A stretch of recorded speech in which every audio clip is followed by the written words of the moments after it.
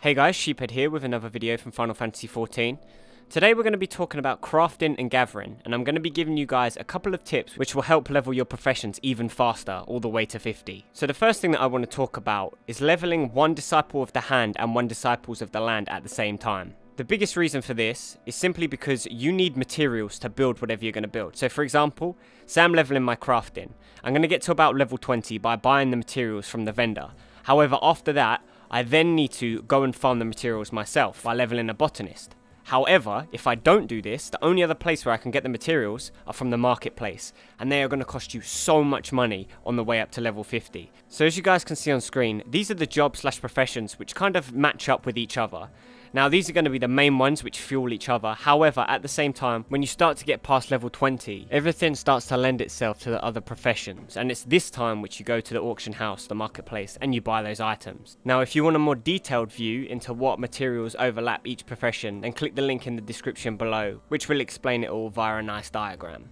Okay, so moving on to the second tip. The first thing that I'd say before you even start leveling one of these professions is that you should probably already be max level in my opinion, but at the same time you should definitely have already unlocked your grand company. Now I say this for two reasons. We're going to start with the first one. As you guys can see here on screen, once you unlock your grand company, you're going to notice that you can do these supply and provisioning missions. Now these missions can be done, I believe, once a day, and you can actually see them from anywhere in the world by pressing the keybind Ctrl U. As you guys can see, by pressing Ctrl U, it's going to bring up a box telling you various things such as the mission duration, i.e. when it's going to finish, the supply missions that you can do, and also the provisioning missions. So as you guys can see on screen, I have a duration of 43 minutes remaining, and also I need to hand in one rosewood spinning wheel for my carpentry, and I also need to hand in 10 mistletoes for my botany. Now luckily I have 254 mistletoe because I've been farming like crazy recently, and I also have just previously made the rosewood spinning wheel. So to hand in these items, you can go to many places, one of which is the actual Grand Company place in one of the main towns. However, I'm at the Hawthorne Hut. I'm going to go up to the Grand Company vendor, and I'm going to talk to him. As you guys can see, I just click on the supply and provisioning missions, and I can just hand the items here. Now, one thing that I will say is that ideally, you can do this one time a day. You're going to want to do it every single day, but you really want to do it with high quality items. The reason for this is that it's going to give a huge experience boost if you do this. So as you can see, if I just handed in the 10 normal quality mistletoes, I'd have got 26,400. However, by making these all high quality, I gain an extra 13,200 experience. Okay, so let's move on to the second reason why I believe you should have a grand company before you start leveling your professions. And that reason is these tokens here. As you guys can see, I'm at the quartermaster where you can buy gear and items from your grand company. And I'm going to click on the second tab. Now to do this, you actually need to be Sergeant First Class, which if you're max level is going to be no problem whatsoever. Now the two items that we're interested in are these two here, the Company Issue Engineering Manual and the Company Issue Survival Manual. So as you guys can see by the tooltips on screen, these are going to help you so much in gathering and crafting professions, as they're going to give you 50% increased experience for 3 hours.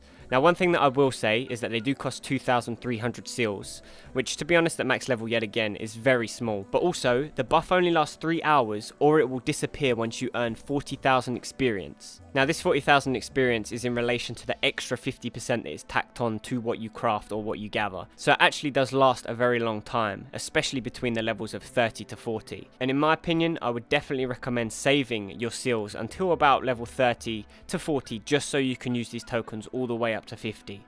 Now the next tip is the single biggest tip that I could give you guys, and it is absolutely amazing how much experience you will get if you do this correctly. So as you guys can see, I'm actually at one of the leave quest givers in one of the towns.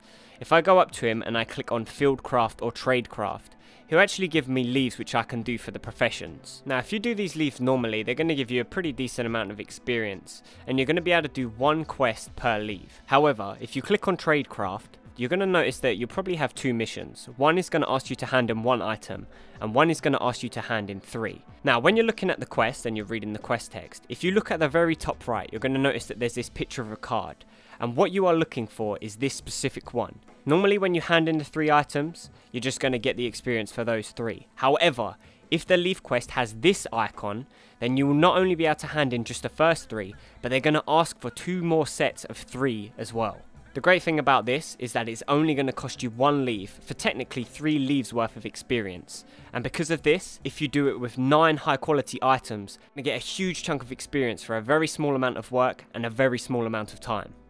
One thing that I should say is that these leave quests can be repeated as many times as you want, as long as you have enough leave quest allowances. Now it's for this reason and this reason alone that I would save up all your leaves and use them on your Disciples of the Hand to get you from level 30 to level 50, because these are the levels in which it starts to get very long and very painful to do these kind of professions. So guys, that's the end of my tips for crafting and gathering. If you have any questions or suggestions, then please put them in the comment section below and I will reply to every single comment that is on this video.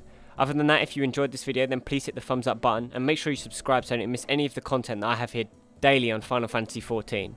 So as you guys know, I've been working on Titan hard mode and I actually did get it to 20% today, so hopefully I will have it done tomorrow, which means that there will be a guide up on the channel in the near future.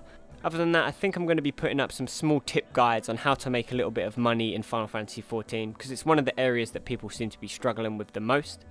And I'm also going to be putting out a video on the relic quest, how to do it, what it involves and all that good stuff. So other than that guys, thanks for watching this video and I will see you guys tomorrow.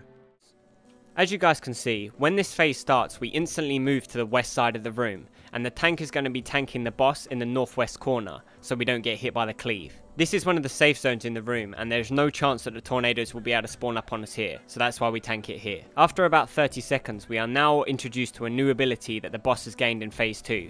As you guys can see here, the boss disappears, and when she reappears, we are joined by 2 extra minions.